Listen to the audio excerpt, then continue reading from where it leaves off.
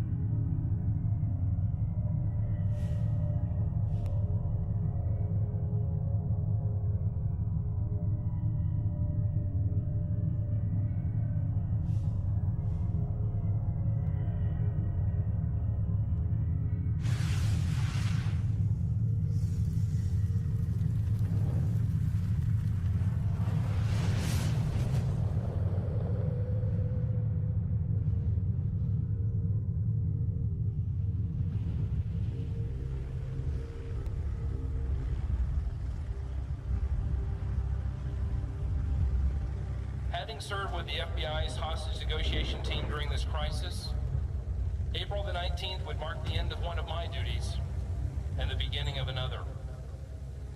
Unknown to me, my life was about to change forever as I would come to know what failure is.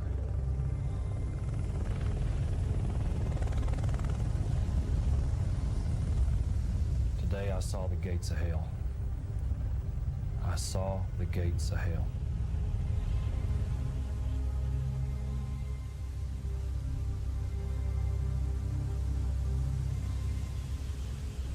Holding a child in your hands that lost its life in a fire where the temperatures reached in excess of 3,000 degrees is something that pierced my heart. April 19th, turned the TV on, and there I saw the tanks ramming into the front of the building and the fire shooting out, and it was horrifying. Mommy, he says, they told us about that fire. He says, they said my daddy and my brothers and my sisters are gone. Things will be set straight. People will know the truth of things.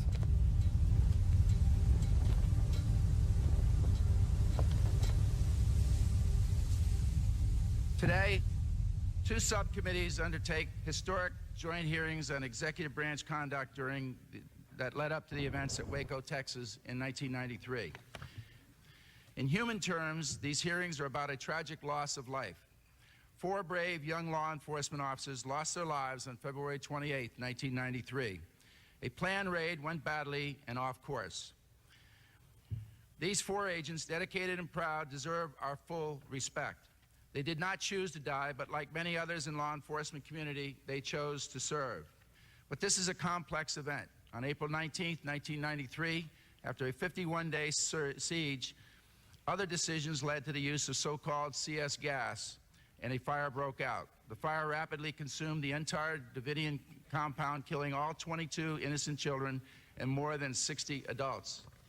The truth behind that part of the tragedy is also important, and is the obligation of those who have responsibility for oversight to pursue the truth relentlessly.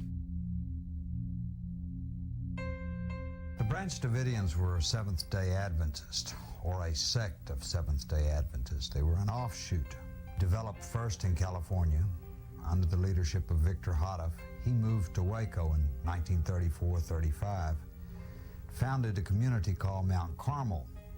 His followers, in turn, moved to the location we know in the early 60s.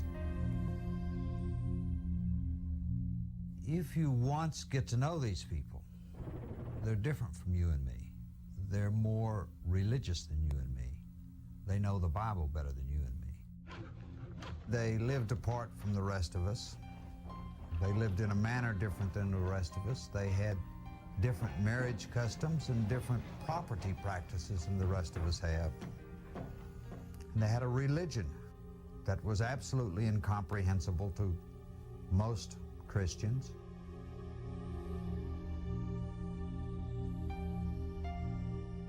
Well, there were people from all walks of life, various nations, and a lot of them came from England. They were colored people as well as white people. Majority of those people in there were not criminals in the sense of the word that we think about them. They were truly believing people. So I believe 99% of those people, their sole purpose was the attainment of eternal life, which is, after all, what I believe all of us that, at least that are Christians and believe in. The Branch Davidians believe, first of all, that as the remnants of the true faith, they would be attacked by a hostile army representing an apostate government, Babylon they called it, and that it was their religious duty to defend the faith. In 1992, the Bureau of Alcohol, Tobacco, and Firearms began an investigation into David Koresh for the possession of illegal firearms. They formed a dynamic entry plan to secure the premises and seize illegal weapons with approximately 100 federal agents and 3 helicopters, which would ultimately cost the lives of 4 ATF agents and 6 Branch Davidians. On February 28, 1993, at approximately 9:40 a.m., ATF agents, while attempting to execute a warrant, were met with heavy gunfire by a group of individuals occupying a compound approximately 10 miles northeast of Waco, Texas. The group is identified as the Branch Davidian.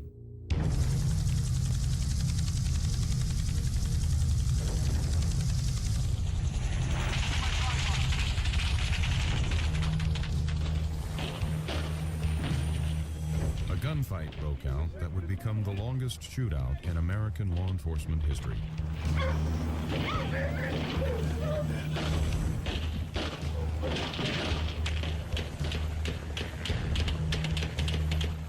According to the ATF, their men pull up to Mount Carmel, piled out of their cattle trailers, went running towards the door, guns pointed, shouting, "Police, search warrant, lay down." According to them, David was standing at the front door unarmed, and he shut the door when they started running towards him. And the next thing the ATF knew, it says, it was receiving gunfire from inside of Mount Carmel, in particular from behind that front door. He knew law enforcement was coming, and he was so diabolical that he laid an ambush. David Koresh expresses this. He says in this tape that he went out on his porch. He said, "Stop, there's women and children in here," and a shot rang out and hit the door to the right. That door, he says, kicked. I went running down the hall and found Perry Jones laying in the hall, screaming that he'd been shot. Perry Jones was in his 60s. He was unarmed, as was David Koresh. When they went to the front door, both were shot in the area of the front door. David was shot in the wrist. Perry Jones was shot in the stomach. And then he says, "If you don't believe me, look at the videotape. I know you have that tape," he says. "I saw you making it across the road." According to the agency, there were 3 or 4 video cameras pointed at the front door. Could tell you everything that happened at the front door of that building that day. They claim they can't find a single one of them. Every one of those videotapes vanished. In addition to the missing videotape, the ATF's on-scene activity logs also disappeared. I'm sorry, sir. You mentioned that notes were torn out of the surveillance log. I was just wondering, how does that happen? I don't know, sir. I had never heard that before. My dad's name is Perry Jones. He was an unarmed man, and you guys just shot through the door and killed him. Thanks a lot.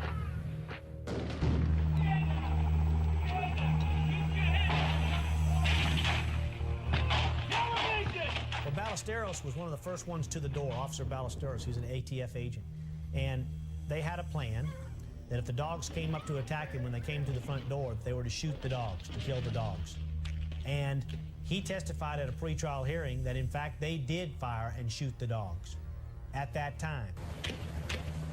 It didn't take much of a spark to get a war going.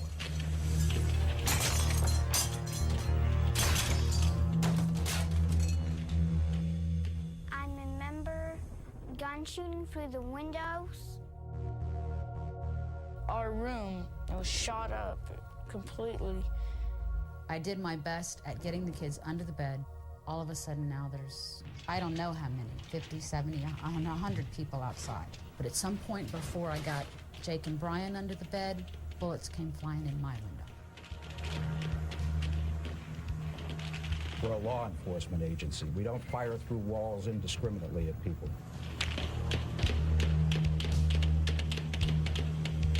I greatly feared that they would come in, they would open that door, and even though I didn't have a gun, it wouldn't matter, that they would shoot me and the kids. They had already shot at me through the window, and I had no clue what was going to happen.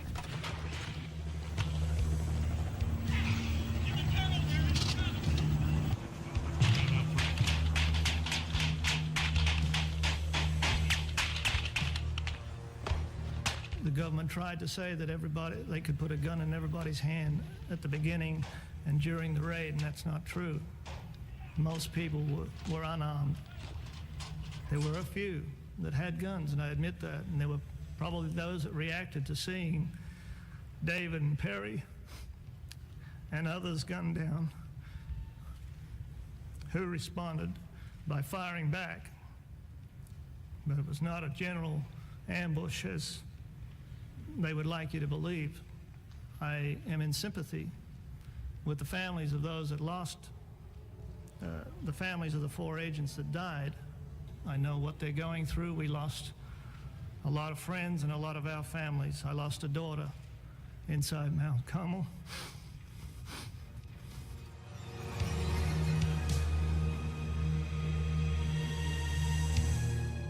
After about 2 hours, they had a real truce. It wasn't a pretty sight. I mean, there were grown men crying all around.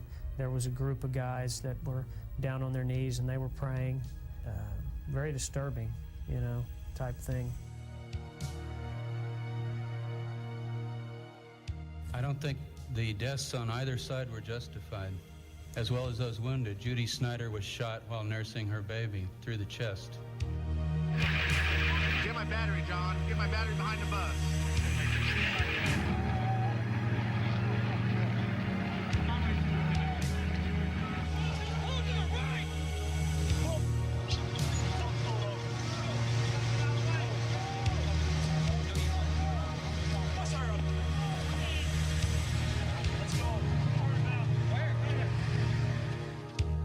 Immediately following the ATF raid, the Branch Davidians were charged with murder and conspiracy to commit murder of federal agents. A year later, the jury found all the Branch Davidians not guilty of both charges, but some were convicted of lesser offenses. Since the initial February 28th raid, a review is before federal court to determine if the ATF used excessive force while serving the search warrant. Sir, I got people shot. Get the hell off of here. I'll get off the property. That's what I'm doing, sir. Have a little respect. I am, sir. You could have arrested me any day as I jog up and down this road. You could have arrested me going to town or going to Walmart. All this stuff you guys may want to avoid and deny. And I do not appreciate it, and never will I ever appreciate somebody coming here and pushing people around with guns. Hey, I'll meet you at the doorstep any day. And somebody will get hurt. If you want to keep playing that game, I'm talking to you. Somebody's going to get hurt. Because this ain't America anymore when the ATF has that kind of power to come into anybody's home and kick doors down and things like that.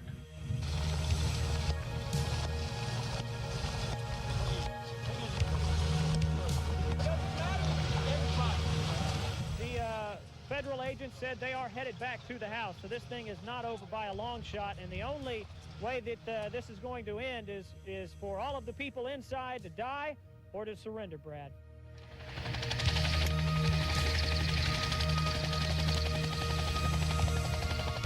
I was walking out. There wasn't any room in the car. And when they saw me, they just swarmed on me.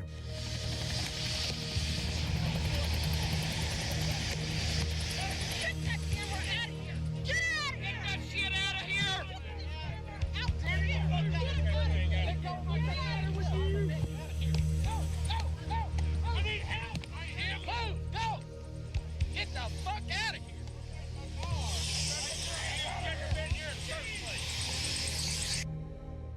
They're hitting me, trying to take my camera away from me, yelling at me. And after all this went down, the Secret Service asked me if I wanted to prosecute the agents. And I said no. I said, I understand them. And I was their first vent valve.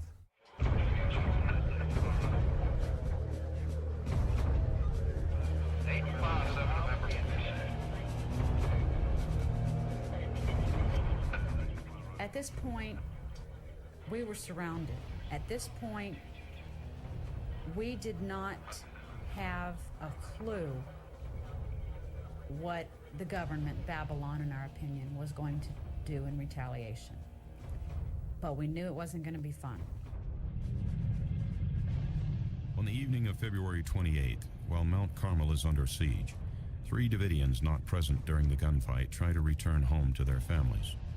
2 of the men are taken into custody, but Michael Dean Schroeder is killed. They say that they stopped them and they asked for who they were or whatever. I don't see how any of the ATF agents were close enough to ask him any questions. Michael Schroeder's body is left in a ravine for 5 days, 300 yards from Mount Carmel.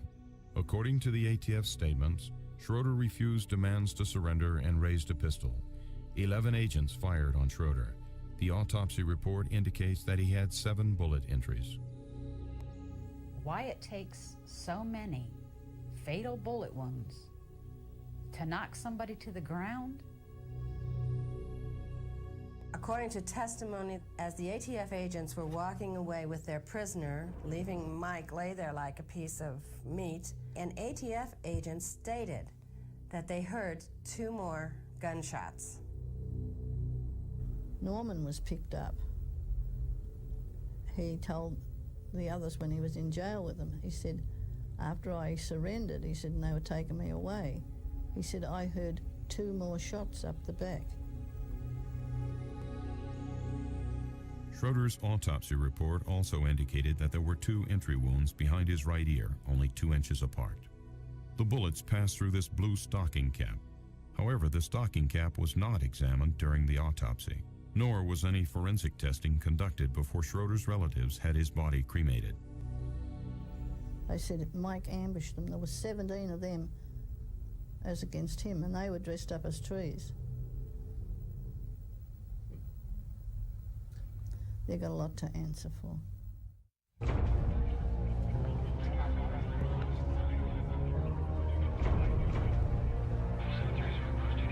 After the initial raid happened on February 28th, we got several phone calls in from the ATF that said if they saw any movement inside the building, hands in front of the windows, if people were standing in front of the windows, that they felt that it was a threatening situation and that they would shoot us. On March the 1st, the FBI begins negotiations with the Davidians. Heavy military equipment is brought in, and a stalemate begins that will last 51 days. Several adults and children leave Mount Carmel and are transferred to ATF custody. The children are turned over to Texas Social Services. We have 21 children that have been released to our care thus far. The youngest of those children is 5 months old, and the oldest one is a 12-year-old. The children appear to be smart and well-educated, very sharp children. They seem to have been very well cared for.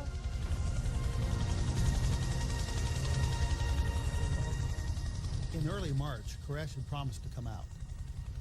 But at the last minute, he believed that God had told him to stay in, to wait.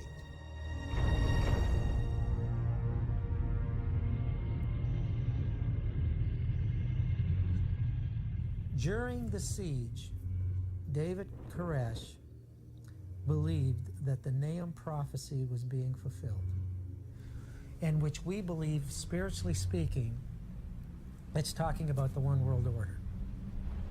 David Koresh believed that he was going to be the one that initiates the downfall of this one or new world order, the fall of Babylon the Great, by sacrificing himself and this denomination. The description of Nineveh in the book of Nahum, David likened to the description of this country, being old, stagnant in its ways. And the battle that takes place talks about these chariots and shields being bloodied and what's not. He likened that battle to what took place on February 28. To read Nahum or Habakkuk, and you're in it, you're experiencing it. It all fits together. It's all a conglomerate of different prophecies by different men at different times, talking about a war with Babylon, a great war. These tanks are for solely defensive purposes, and they will not be armed. We have no plans to assault the compound. 2,000 years ago, hey, who believed in Christ's doctrine? A man had to die, because no one would believe what he had to say. So is there a lesson to be learned by looking back at the history of the prophets that came contrary to what people looked for? They killed Isaiah, they killed Hosea, they killed Zechariah, and Jesus came to say in Matthew 23 to the Jews, "Woe unto you that believe not all the prophets have spoken." So, you know, today it's all together just totally disregarded. Just another religious fanatic, just another religious group.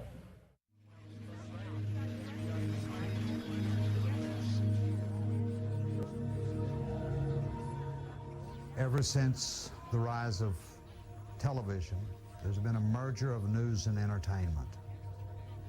Monster stories and fairy stories are good, simple entertainment. And here you have media from all over the world is flown in and expected by their home offices all around the world to produce a story every day. I mean, the government could have just issued a press release every day, and the media would have read it word for word over the air. Just, I mean, that's how desperate it was.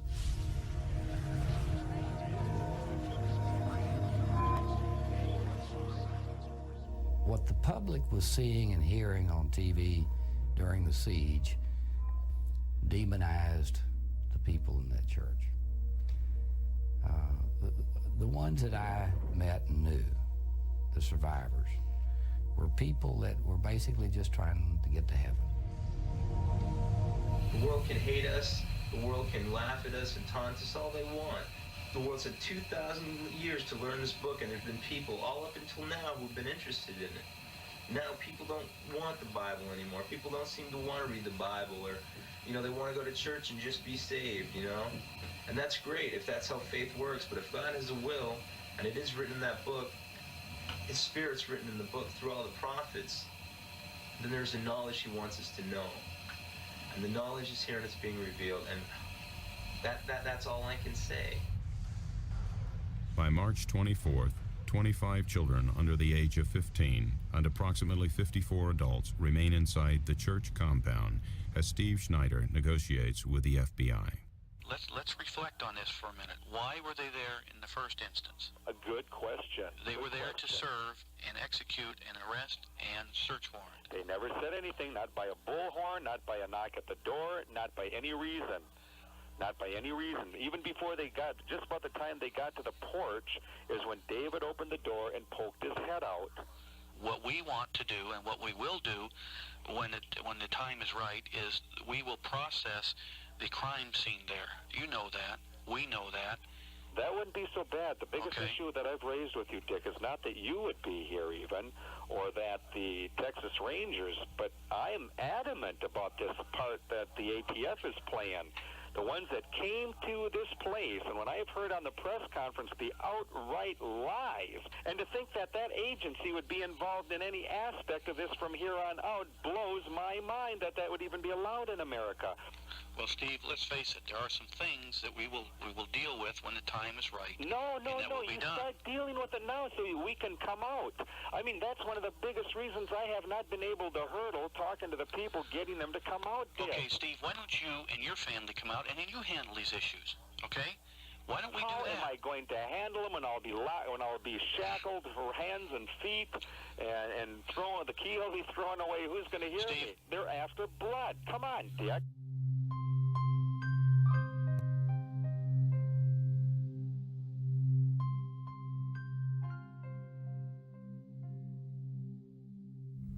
They put me in the jail in Waco here.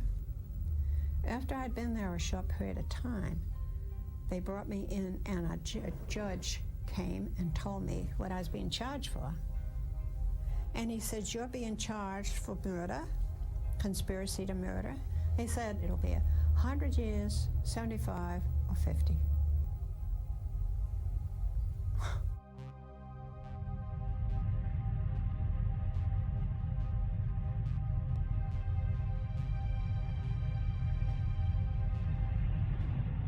They were assuring us that we would be cared for in a professional manner. Then you turn around and you've got people that are flipping you the finger over top of the tanks. They're dropping their drawers and baring their butts. And these are the type of people that you're supposed to go out to. I said I had heard that you guys had wrote on some of the windows there at Mount Carmel that we see you, David, etc. And I asked the agent, was this true? And he said, yeah, it's true. And I said, aren't you guys concerned about when this is over, that the news media might see this and think it a little antagonistic on your part? He just looked at me and walked away. Everything flip-flopped from day to day. You went through a feeling of being real hopeful to you sunk at the bottom again, because from day to day you never really knew what was going to happen, what the negotiations were going to be. Steve? Yeah. There's been a change. The tactical people have changed the situation, and for security reasons and for safety reasons, no one is now authorized to come out of there for any reason. And what they're telling me is that if anybody does, they are going to be dealt with in such a fashion that the people will have to retreat back to the compound. What? I'm missing, I guess, what you're saying. Are you saying, make it as plain as possible? The patience of the bosses is no longer where it was earlier. Okay, I'm about ready. Listen to me now, Henry. I don't really give about your bosses. When you tell me one thing, or you tell us that is okay, and this Bradley comes up and says something contrary to what you are, you tell your bosses to get their butts together. Do you hear me? Would you respond to the allegations that the reason why we had a Waco is because the FBI was in disarray? It is obvious that from the time of the change in the administration, it was very clear that there was great discussion about the replacement of the director of the FBI. In a March 11th letter to President Clinton, Acting Attorney General Stewart Gerson recommends that the president rely on other FBI leadership to resolve Waco and dismiss Director Sessions. Chief among those mentioned in Gerson's letter is Assistant Director Floyd Clark. This situation created a competitive environment for the directorship of the FBI in the midst of a major crisis. I know this is a very political thing, and I agree that with your observation that it could be that the FBI was impaired in its ability. Certainly I was impaired in my ability. FBI Director William Sessions attempted to fly to Waco during the siege to conduct face-to-face negotiations with David Koresh, but he was impeded by government officials in Washington, D.C. The reason Bill Sessions never came to Waco during the siege was that the Justice Department refused to let him board his plane.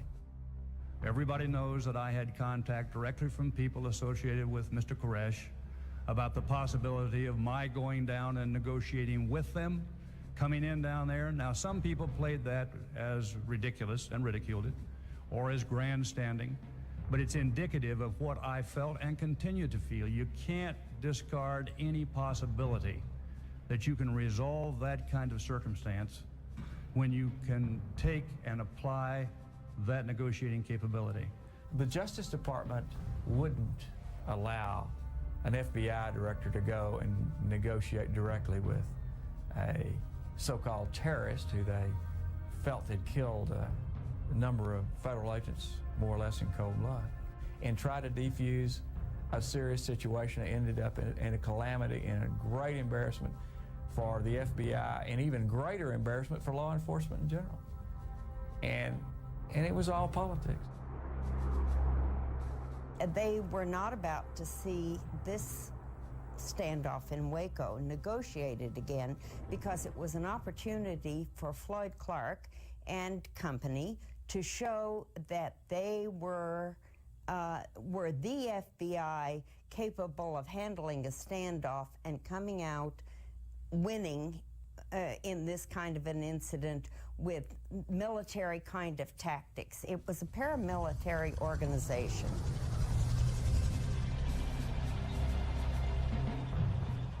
Maybe you might ask them if you can have some ice cream too, huh?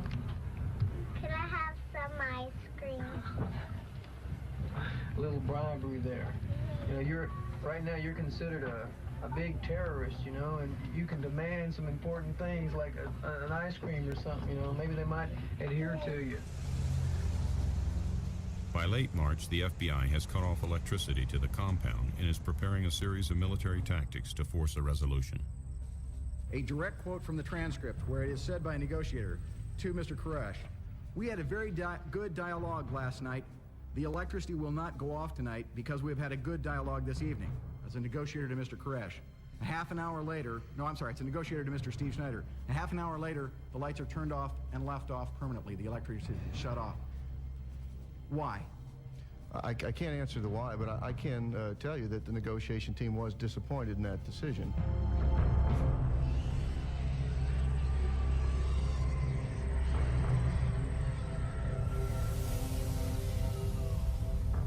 Since mid-March, negotiations have begun to fail, and the FBI resorts to psychological warfare. I don't appreciate their music. You don't? I'm trying to sleep at night to my music. I thought you being a teenager, you might like some of those Martian sounds. My little sister. Oh, I see. We went through varying degrees of hell with noise, music, bright lights. The children were suffering along with the adults. We were without water, having had our water tanks shut up. We were living on rainwater. Whenever it would rain, people would put buckets out the window and collect rainwater, and it was rationed. I doubt whether anybody got more than 8 ounces a day, if that. How long do you sit with that many resources tied up and disrupting a whole community with people that are violating violations of the law, that are in fact in a state of anarchy?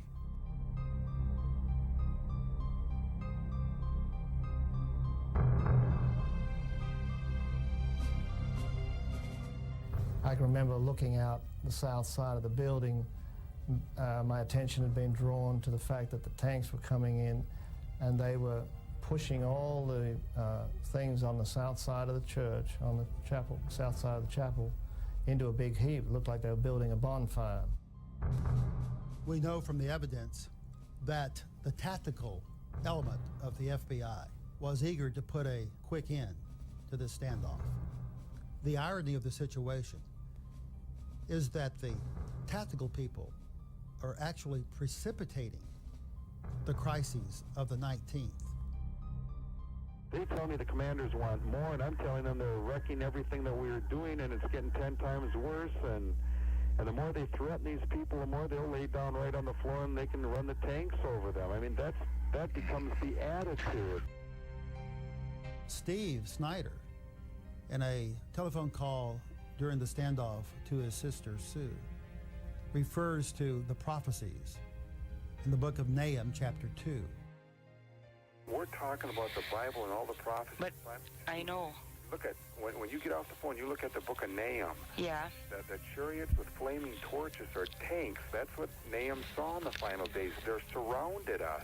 It's the first time in the history of the United States that the government has used tanks against its own people, Sue. It's stupid, I know it. Well, I had been talking to the negotiators myself, and I would tell them things that I thought would help. And it seemed like for instance, when they started playing the music, that they would laugh. They acted like they wanted to do everything to antagonize them. They really didn't want to help. And it just seemed like every prediction that David was predicting, they knew about, and they were making these predictions come true. And I kept saying to my family, why are they doing this if they want them to come out? I am bewildered in the wake of Jonestown why more time wasn't spent, and somebody, not out in the plains of Waco, but maybe in a nice, comfortable office in Washington, didn't immerse themselves in the religious tenets of this Branch Davidian group. If I knew about his plans to burn the place, we'd had a whole nother approach with him. We know about your plan to burn the place and destroy your people.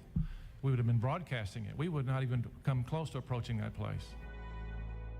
Numerous microphones were planted inside of Mount Carmel that recorded several conversations of the Davidians reacting to the tanks and the FBI hostage rescue team. I mean, if they're going to come inside here and storm this place, they're going to be in the wrong. Who's Louis and Steve that they think they're going to go out there and stop the Assyrian when it's God's will that the Assyrian's out there? They can't destroy us unless it's God's will they do. Haven't you read Joel 2 and Isaiah 13, where it says he's going to take us up like flames of fire? I trust in God. The FBI cannot get up here and say they did not know that David Koresh would respond when they made that assault. They knew that David Koresh was going to respond by trying to burn the place down, and they knew that because they had overheard undercover tapes and because they'd had prior negotiation tapes with him. Things are only going to get worse out there. This whole situation is not going to go away. You know and I know the only way we're going to resolve this situation is you folks come on out. That's the end of it right there. And now we're going to have to work to a point where this is going to happen. And now the trick is how. And a situation like this, hey, that's the answer. I'll tell you what, it definitely is an unusual situation for sure. Mm-hmm. Oh, sometime when you have a chance to read Isaiah 33 about people living in fire and walking through it and coming out and surviving, seriously, it says, who can dwell in everlasting burnings? That's the question. There is a tradition in the Branch Davidian history that God would, in the end time, protect his people through a wall of fire. They understand the Bible prophecies to be warnings of what could happen, but not necessarily what must happen. Koresh wrote a letter to his attorney, Dick DeGarrett, in which he said he had good news. God had spoken to him. The waiting period was coming to an end. He and all the people could exit Mount Carmel and go through the system. But first, he was commanded to write down the meaning of his message, the meaning of the 7 seals. After he wrote that manuscript, he and all the people were commanded to leave. They actually had no choice to remain. God had told them to leave. This message is communicated to the FBI in an attempt to end the siege. Koresh writes his first seal and is preparing the second when the FBI begins implementing its final tactical resolution. They'd been knocking down trees and dragging things off from outside Mount Carmel, little by little for several weeks. On the 18th, they got rid of everything that was left. It's just like the papacy during the Dark Ages. When they thought people were heretics, it went in and dealt with them. That was the way they believed. And you know, we have to all follow our conscience. That's why America is supposed to be a great nation where we can follow our conscience according to our beliefs. There was an aura there that we're going to end this thing.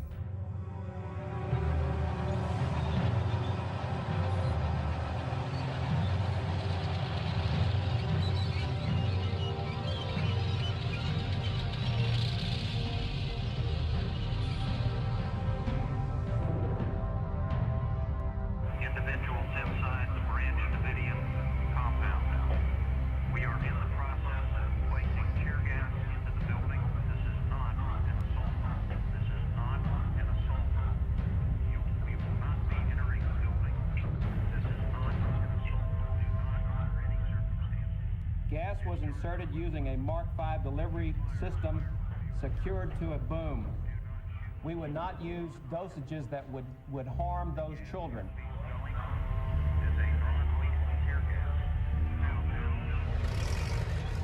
The FBI's position on this from day one was to be very deliberate, very careful, and not to do anything that would be provocative, that would cause some reaction.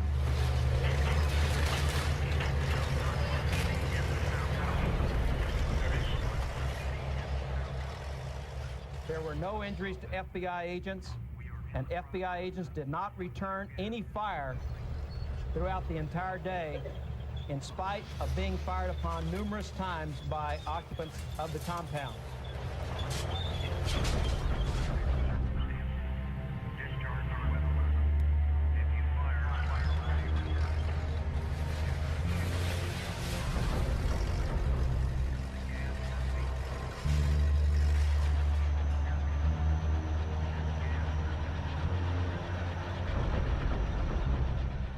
The plan was for this to continue for 48 hours, but there was a catch to the plan. If the tanks took fire from the Davidians, they were then allowed to escalate the plan. According to the official briefing given to Attorney General Janet Reno by the FBI on April the 12th, the assault plan called for demolition of the building and permission to shoot streams of automatic weapons fire into the building to support an armored vehicle's approach. And we told them what was going to happen. This tank's going to come up.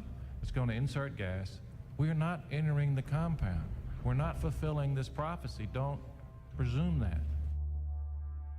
Was the Attorney General warned that while we'd been very cautious about selecting what your experts say or experts say was non-lethal gas, we might still crush sections in the building? Did she understand that people might be killed?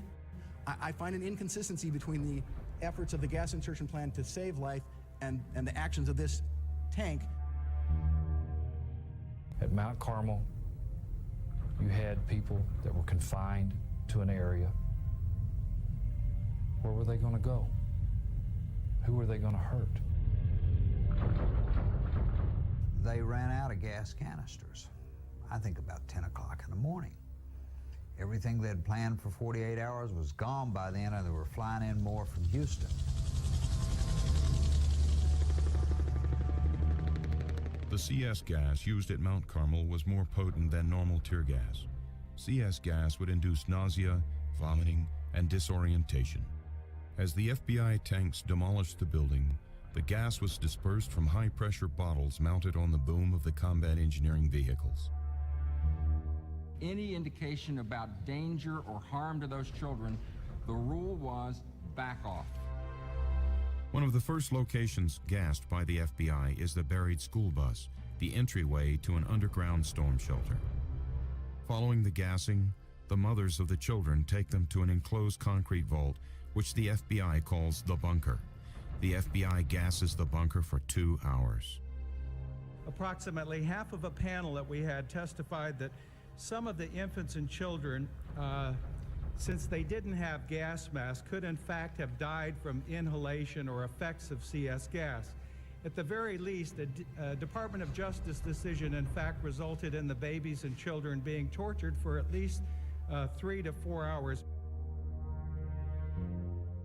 I'd been told that earlier in the morning, the filters wouldn't last long. When it did block up, I'd taken my mask off only to find my face burning and stinging. It was like you had acid all over you. Some of them were trying to wipe it off with minimal amounts of their drinking water on it, perhaps a rag or whatever, only to find that it made it worse.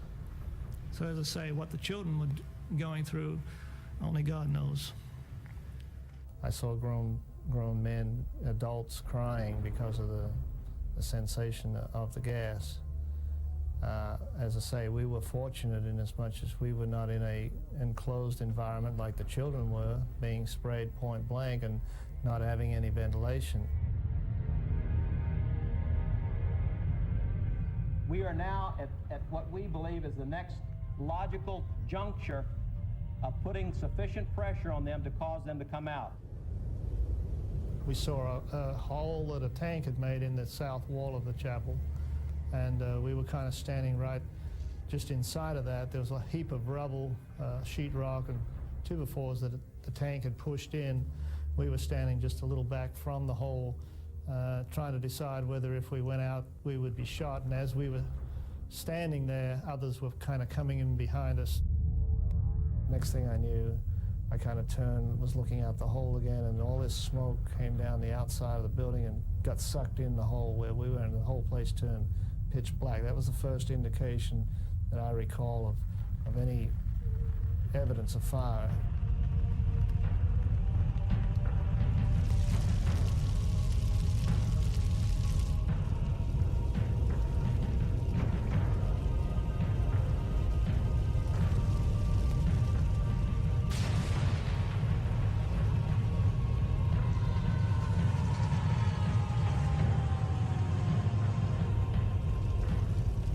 Statement by you that they committed suicide, since we never got to talk to them, is all a conclusion that you've drawn, and as you just said, speculation on your part. I'm trying to resolve in my mind why someone would sit in there for 6 hours with gas and not come out with a full opportunity to come out. Well, who was keeping them from doing it? Or are they compelling themselves, or what? I don't know. It has to be speculation. I think that's the point, is we don't know. It was so black you couldn't even see the flames. You could just feel the heat, oppressive heat that pushed you down on the ground. And I can remember looking at my hands, and the skin was just rolling off. There was no blister. They were just rolling off in whole layers, you might say. And I looked back over my shoulder, and I was just horrified at the fact that I'd just come through a mass of flames.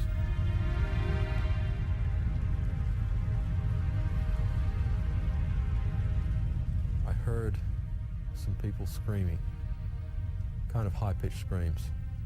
It didn't sound was like a scream of fear. It sounded like more of a scream that someone was getting burned.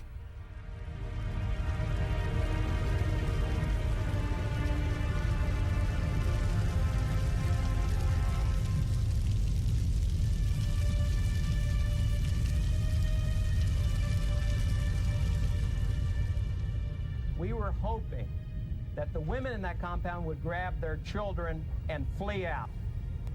That did not occur. Unfortunately, they bunkered down the children the best we can tell, and they allowed those children to go up in flames with them.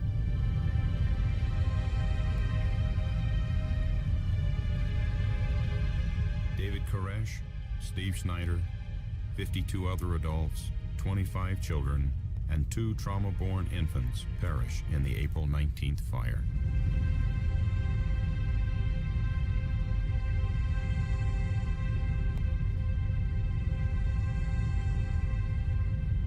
The Davidian survivors were taken into custody by FBI agents on the scene. Let's go. Clive Doyle and other injured Branch Davidians were given emergency treatment at the FBI command post.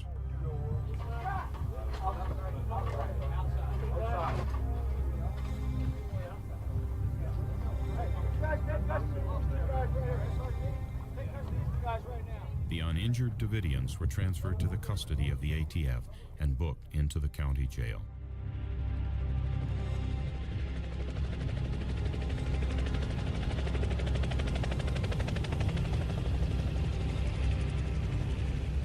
The reason we didn't wait was the thing I've tried to say several times, I'm not saying it well enough, is that from his actions on the 19th, when he had some of those people killed by gunfire, others died in the fire for not being able to leave, which I think they were concerned over, most of them, over their salvation.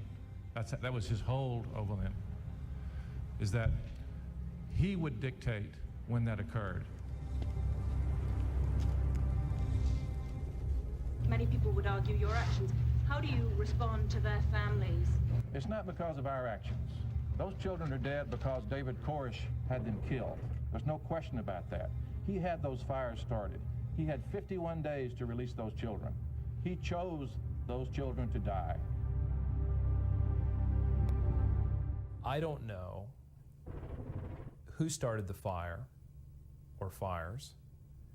I don't know who fired bullets into these people's bodies.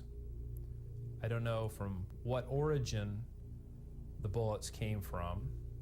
So if we could completely agree that we do not have a definitive answer of the sourcing, then in fact what we have is an open homicide.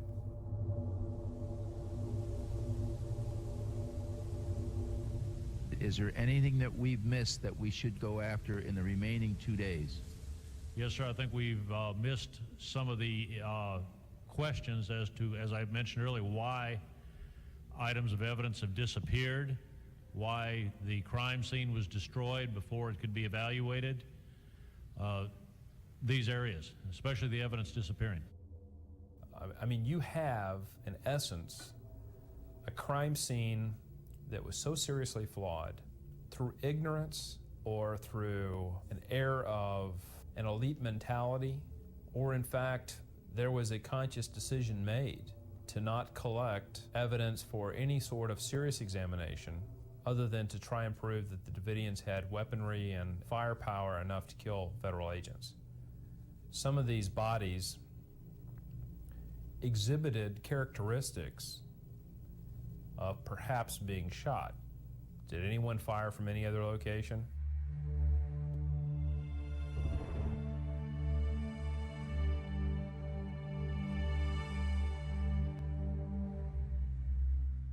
The information that we've always been given was that there was no federal gunfire on the day of April 19th. Well, in reviewing the photographs and the 302s, the statements in them, I would say there are some questions that need to be answered.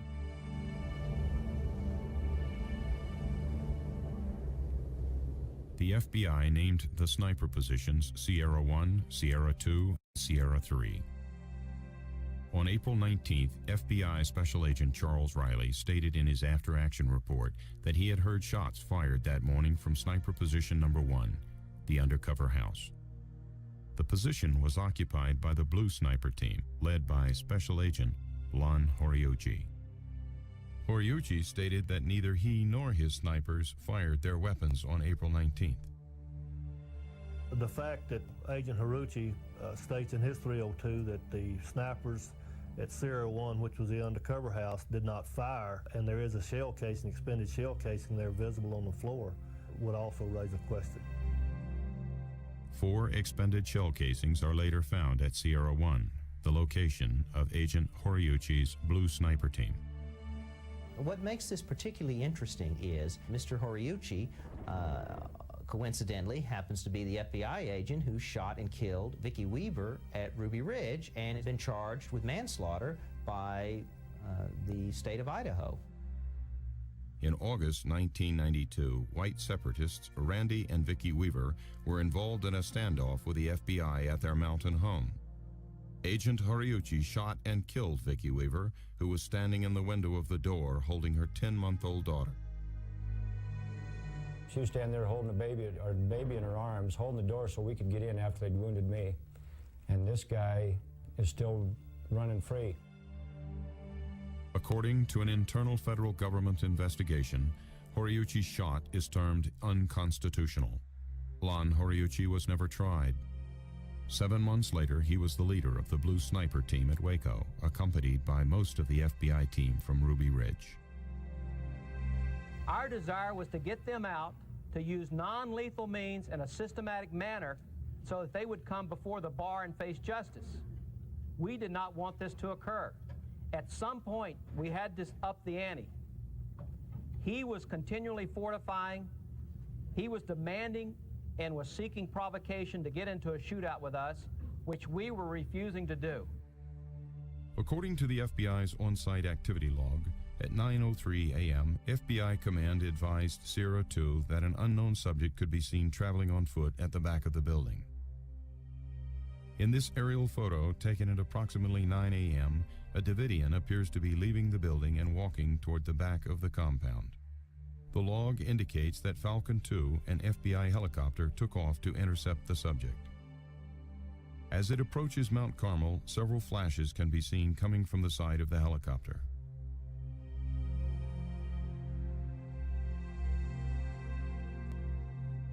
Dr. Edward Allard, a former supervising scientist in video and television imagery at the U.S. government's Night Vision Directorate, examined the helicopter footage and concludes that the flashes are gunfire. When we analyze these flashes, as we have done, in 1/60th of a second time frames, it appears that there's 3 shots coming from the helicopter, but in fact, each one of those 3 shots can be broken down into 1/60th time frames, 60th of a second, and we find, for instance, in the first flash, there's 5 separate shots being fired. And it's indicative of a machine gun that's firing at about 600 rounds per minute. In this view of one of the FBI's helicopters, a pedestal-mounted machine gun can be clearly seen in the doorway. FBI agents did not return any fire throughout the entire day, in spite of being fired upon numerous times by occupants of the compound. On the other hand, since this is on a helicopter, and people might say that it's reflections from the windshield, it's impossible for these shots that you're seeing with your own eyes to be solar reflections, because if it were so, the helicopter would have to be violently moving back and forth like a mirror in your hands, and this is impossible. So it's in our opinion, it's clearly machine gun fire from the helicopter. In coming out, the conversation, as I remember it, was, well, if we come out, will we be shot? According to the autopsy reports, Philip Henry was shot several times in the chest, shoulder, and head. Jimmy Riddle was shot once in the forehead. Neither of them had soot accumulation in their trachea or bronchial tubes or carbon monoxide in their blood, indicating that they died before the fire started.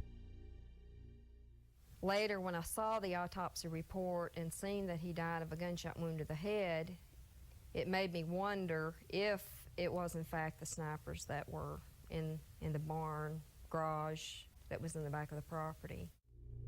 The autopsy reports also indicated extensive body mutilation to Philip Henry and Jimmy Riddle. The entire right side of Riddle's body from the shoulder to the hip had been torn away. In previous testimony, Dr. Nizam Pirwani, the medical examiner, observed that this could have been the result of the collapse of the building or an encounter with a tank tread.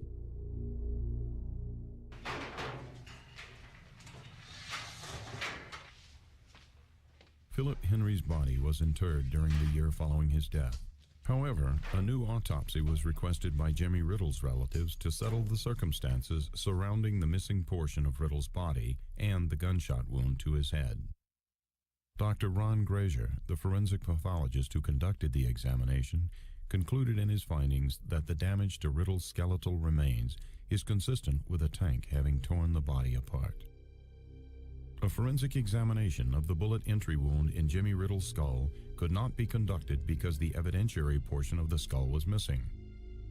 Dr. Pirwani performed the original autopsy and was asked to provide a certified copy of his report for comparison.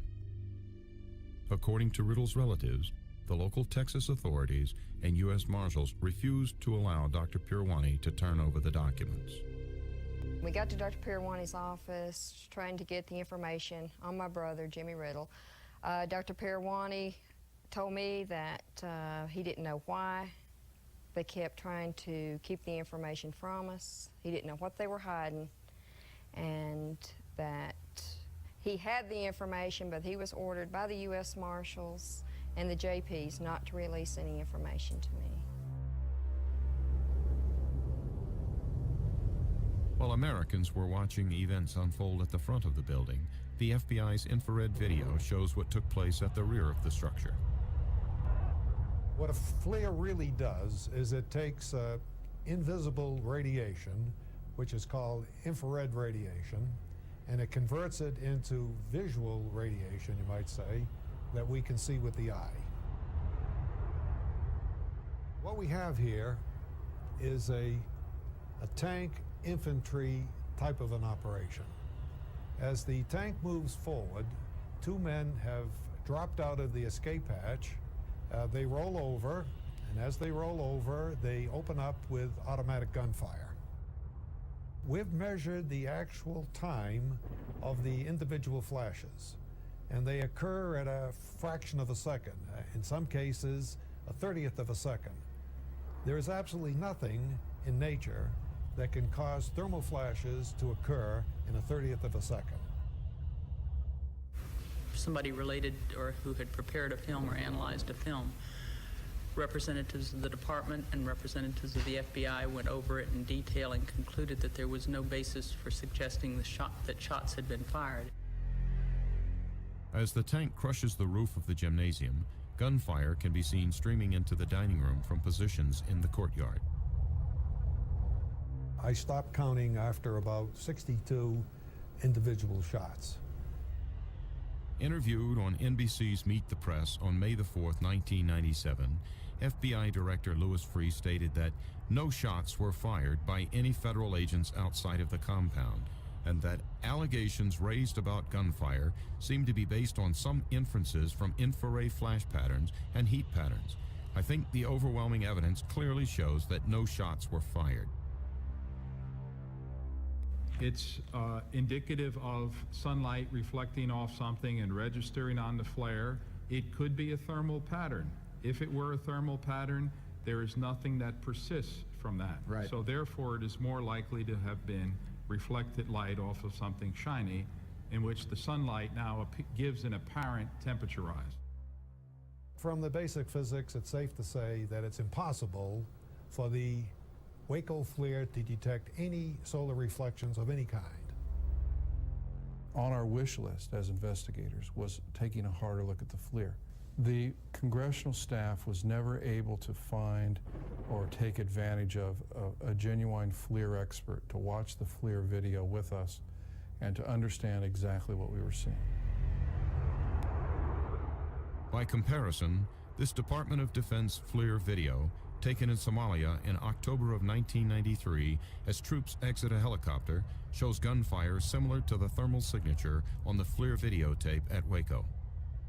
A former analyst from the U.S. intelligence community, Maurice Cox, tested the FBI's claim, applying the principles of solar geometry.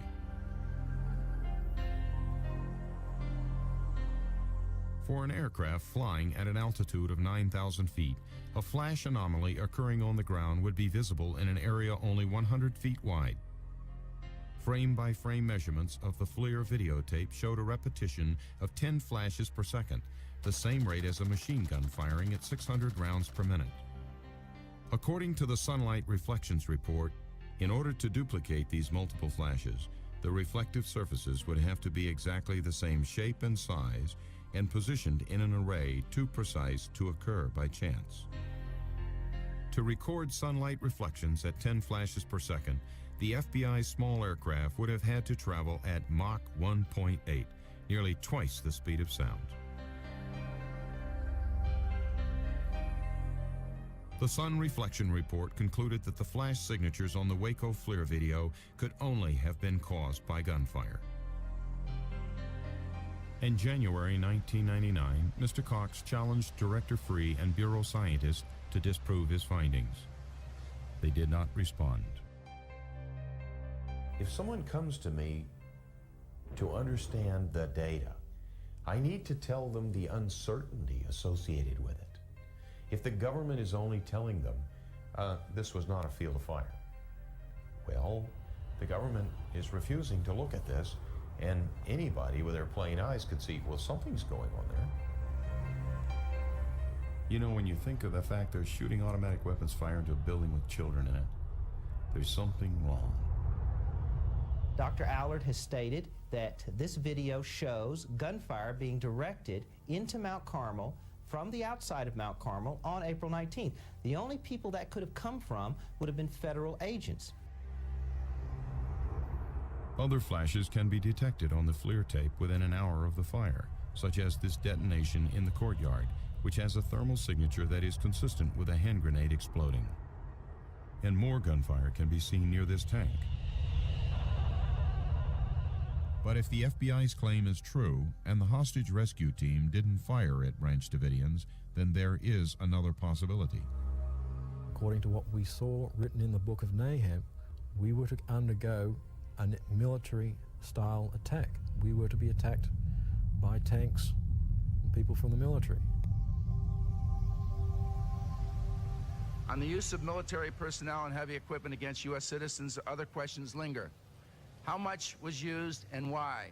There was concern expressed that the FBI had only one hostage rescue team and they were tiring. Do you recall that conversation in that meeting? I recall, I believe I asked for that meeting, yes. On April 14th, just 5 days before the fire, a meeting was held between Attorney General Janet Reno, the FBI command team, and Special Forces commanders Brigadier General Peter J. Schumacher and Colonel Gerald Boykin of Delta Force.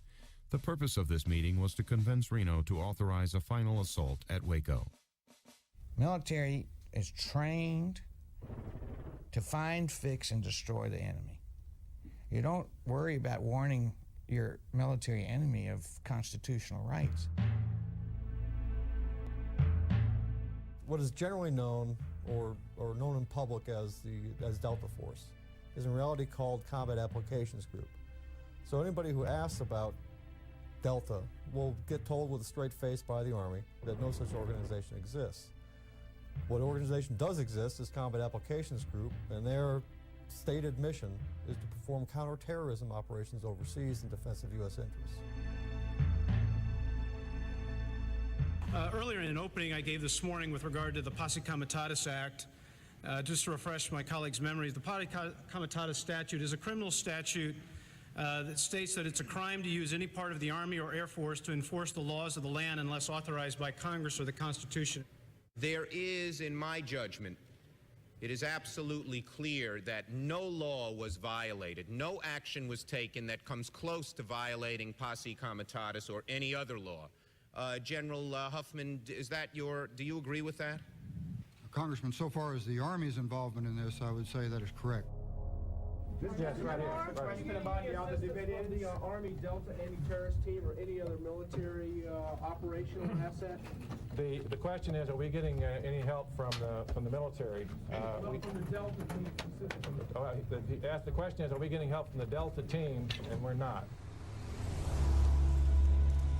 In mid-March 1993, I attended a senior executive staff meeting at CIA headquarters, and it involved senior agency management along with the liaison officers from the U.S. military, in particular from Delta Group. The briefing centered on Delta's operations in Waco, Texas.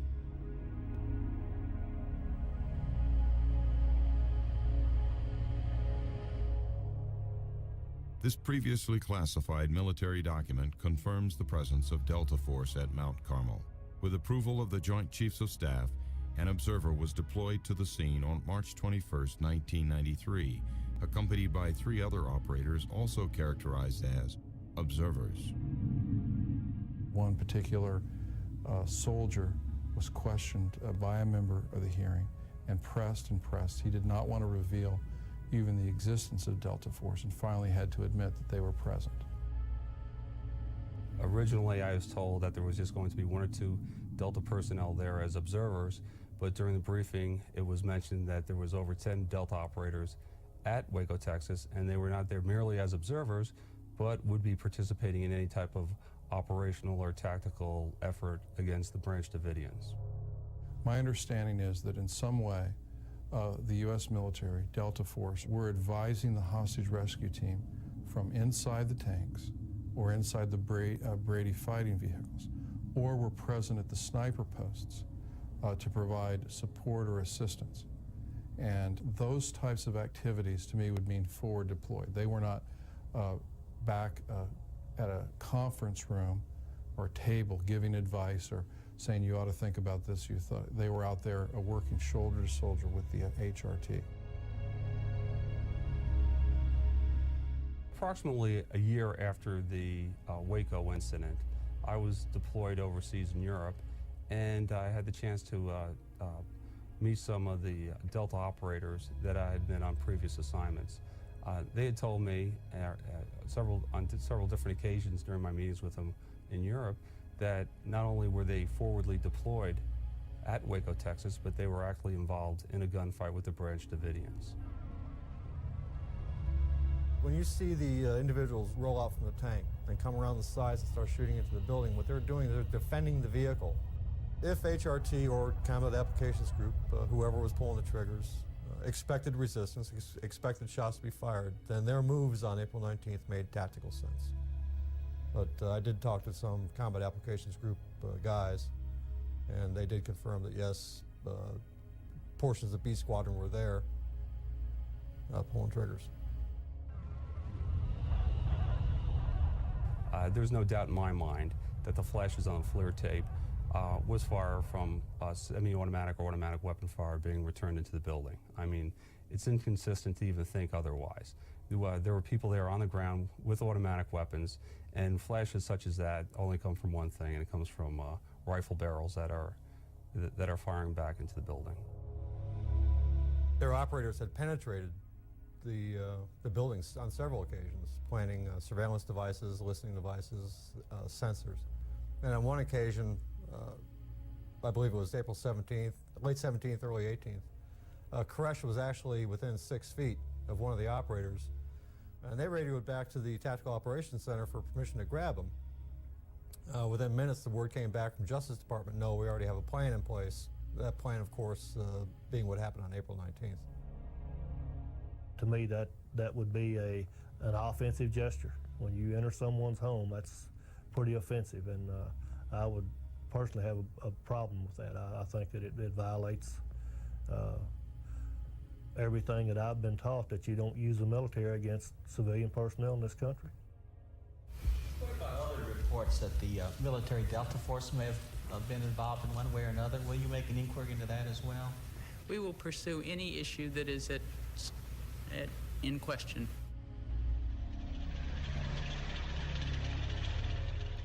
I will not let this become a show trial with law enforcement as the defendant. These Waco hearings must not degenerate into a kangaroo court. It is unfair for us today to look at what law enforcement did at Waco in a vacuum. And it is unfair to twist the facts, making law enforcement the villain and David Koresh, the lawbreaker, the victim. David Koresh, you may not think he was innocent. The mothers and the fathers of the children, you may not think were innocent. But those 17 children that died here were truly innocent. We had heard during the meeting various scenarios that they were going to use down in Waco, Texas to try to bring a speedy recovery or a speedy end to what was taking place down there. And at that time, gas was talked about. A couple other situations, non-lethal situations were talked about. And the primary concern around the table was a lot of the Branch Davidians that were inside the building were willing or did not want to end their lives in such a fashion, especially the 17 children that were down there. Where's God sit? On the throne? Where's that at? Point. Where's God live? Is he gonna save you? How come? Well, people ask why we didn't let the children out. If they saw all that was happening, and they were in there with their children, would they have sent them out to the animals outside that were shooting at them and doing all those terrible things? No. Federal law enforcement officers obviously did make some tactical errors prior to and during this tragic incident. And I hope this body, somebody, holds them accountable. Please, I'm pleading with you, somebody out there in the federal government still screwed up big time, okay? But they didn't start this fire. Based upon the ATF's arson investigation, accelerants were used at all points of origin of the fire. There is no disagreement between us that this fire was intentionally started inside the compound by the people in there using flammable liquids as accelerants. I don't remember who it was, but he was pouring this liquid on the floor. And Papa was saying, don't pour it inside, pour it outside.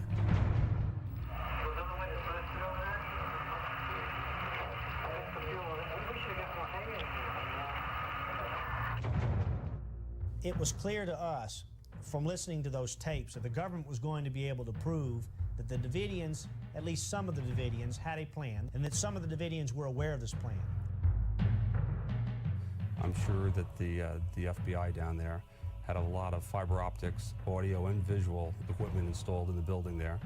I'm sure they knew exactly what the French Davidians' plans were, what their intentions were, if there was an attack against the building, such as a gas attack like that. If they believed we were going to try to enter the compound, and then the way the overhears sounded, like there was one comment, we're going to wait until they come in before we light this. Why in the world would the FBI make the assault knowing that information?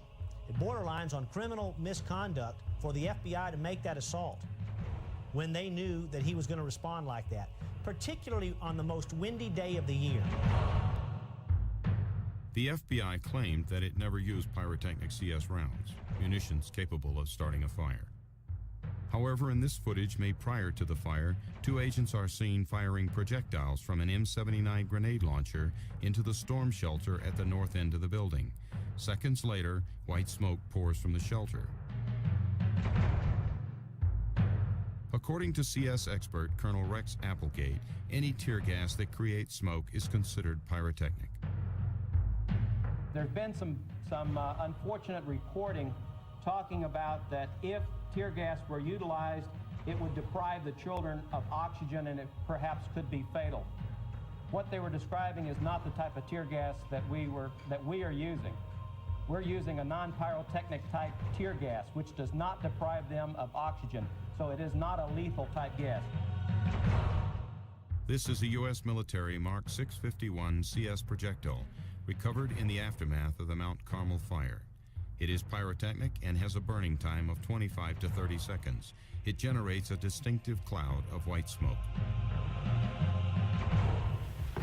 I am very, very troubled by the information I received this week suggesting that pyrotechnic devices may have been used in the early morning hours on April the 19th, 1993 at Waco. At this time, all available indications are that the devices were not directed at the main wooden compound, were discharged several hours before the fire started, and were not the cause of the fire. In the fall of 1998, unprecedented access to the Waco evidence lockers was granted. The pyrotechnic projectiles identified in the crime scene photos were missing from the evidence boxes. However, 2 additional 40mm munitions were found. These devices are identified by the manufacturer's literature as pyrotechnic rounds. They were found in the rubble behind the compound. These munitions were examined, and the preliminary results indicated these devices may have passed through the wood structure.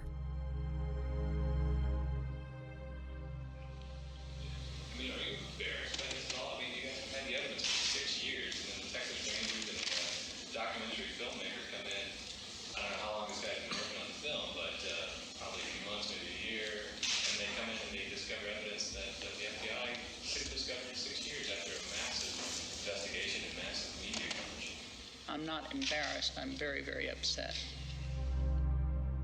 The arson report fails to identify the specific instruments used to ignite the fires or the individuals that might have used those instruments.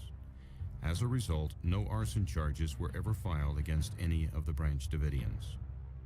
What is not covered in the arson report is the presence of the government's own pyrotechnic devices at the points of origin of the fire. This flashbang device, for example, was found in the rubble of the dining room. The flash that results as the detonation of this charge can cause a fire in any area where there is a high concentration of volatile vapors. In the evidence locker, there are 6 pyrotechnic flashbang grenades mislabeled as silencers or gun parts.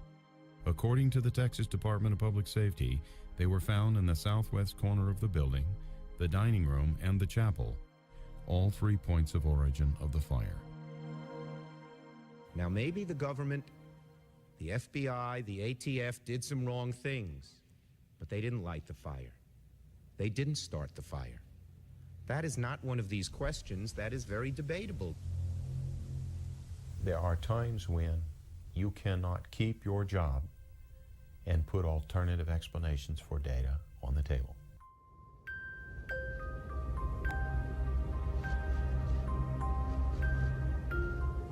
Any of us can think about, yeah, we'll stay in a building, burn up. I don't think many people would do it, and I don't understand why they didn't come out. At 12:10 p.m., the FLIR videotape shows at least 2 automatic weapons being fired into the back of the burning dining room, the only undamaged exit from the building.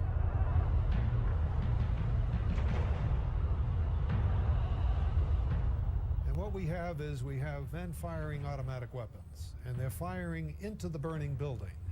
And like some sort of a cowboy movie, they're retreating down the building and firing as they're retreating. I cannot remember something more sickening that I had to do to witness this. According to the Justice Department report, at least 15 people were found shot to death at this location. The FBI conducted ballistic tests, which the Justice Department later termed inconclusive and rudimentary at best. Whether or not you argue that some people committed suicide, yes, that may be, but I would say the majority of the people, the bodies that I saw, were clear-cut homicide victims. When there was shooting going on and things like that, it's kind of tongue-in-cheek to then turn around and say, well, why didn't you come out?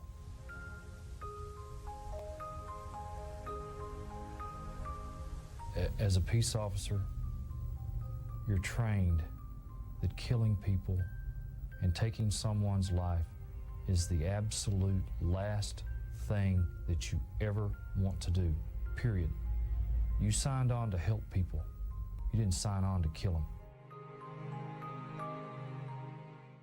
If the opinion is rendered that there was no shots fired from any other location other than from within the building, i.e. meaning the Branch Davidians shot themselves through suicide or homicide, then the government is left with a position that we are not going to do ballistics tests on anyone's weapons, whether they be Bureau officials or other officials that might have been on the scene. The forensic evidence on the bodies themselves is very troubling. The bodies were preserved in a frozen or near frozen state inside 2 trailers for the purpose of examination.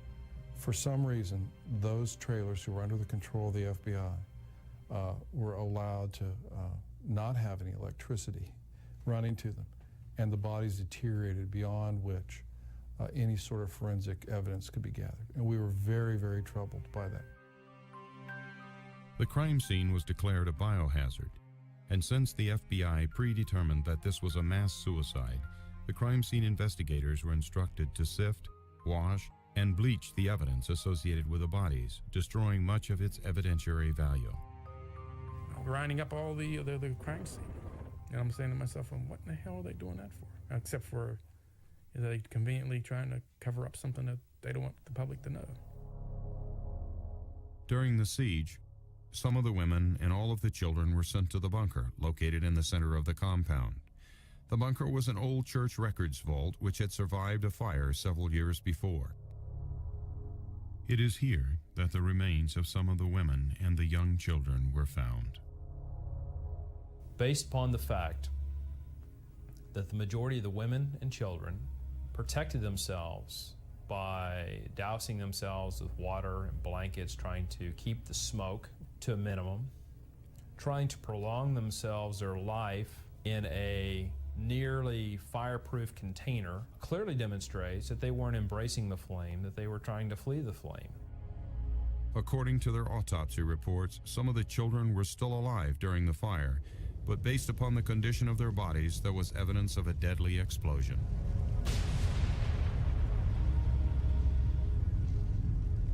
I read that the FBI on foot entered the building, shot the Davidians, and planted an explosive device on top of the church vault that he called it. We referred to it as the bunker because it's a concrete cinder block. That's another theory that could not have possibly happened in this particular incident. Referring to that explosion. The explosion happened well after the building was totally destroyed. It was very unlikely that that explosion was anything other than a propane cylinder. The fireball was created by a ruptured propane tank on the ground adjacent to the bunker. But a large hole in the roof of the bunker has never had an official acknowledgement or explanation. What it tells me is that you had a demolition charge went off on the roof.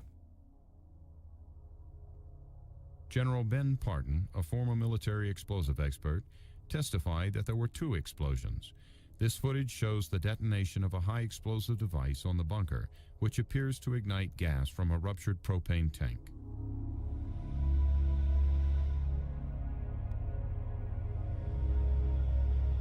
After completion of the FBI and Texas Rangers investigation, the bunker was bulldozed into rubble. 6 years later, in 1999, permission was granted to test the residue from the blast. Strangely, however, that portion of the bunker was not found after a thorough search of the rubble. That's a child's. I mean, that's just a little bit. That was like a 1-year-old. Yeah, see, that's, boom. Yeah. You know? According to the FBI and ATF investigation, the Branch Davidians did possess some low-order explosives like gunpowder. But this would not be capable of penetrating 6 to 8 inches of steel-reinforced concrete like a high-order explosive such as TNT. The blast hole at the top of the roof, you can plainly see the rebar is bent in. The damage to the stainless steel refrigerator, which appears to have been under the blast hole, is consistent with a shape charge, and the blast being directed downward into the room in this enclosed concrete room would very likely cause some seam rupture and create a huge overpressure inside the room that would pretty much kill everybody in there. Anybody who was under this device when it was blown would have been horribly mangled, probably dismembered, pretty much like being thrown into a grain thresher.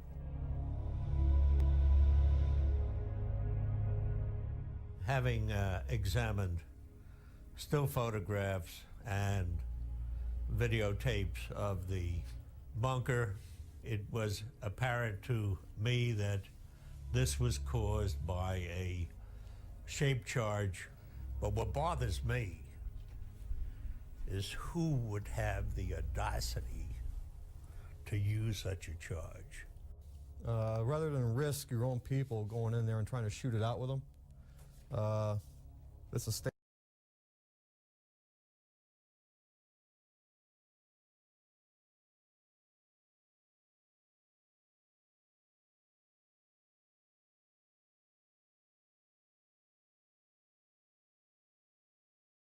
Risk your own people going in there and trying to shoot it out with them. Charge.